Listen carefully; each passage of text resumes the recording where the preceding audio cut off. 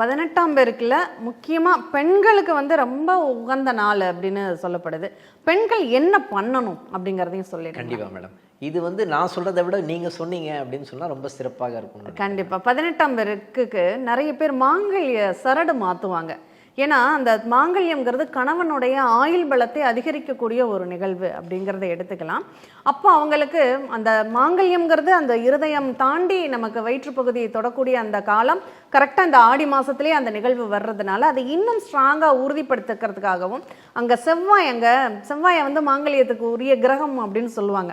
அந்த செவ்வாயும் அங்கே பலவீனம் அடையக்கூடிய அந்த மாதம் அப்படிங்கிறதுனாலையும் இதை இன்னும் வலுப்படுத்துவதற்காக அந்த ஆடி மாதம் அந்த 18ஆம் பெருக்கு அன்று அந்த மாங்கல்ய சரடை ஏதாவது நீர்நிலைகளில் வச்சு மாற்றிக்கோங்க அப்படின்னு புதிதாக மாற்றிக்கொள்ளக்கூடிய ஒரு அமைப்பு. அது ஒரு புனித காரியமாக இந்த ஆடி 18 வழி வழியாக எல்லாரும் கொண்டாடப்படுகிறது அப்படின்னு கூட சொல்லலாம் இல்லையா? கண்டிப்பாக.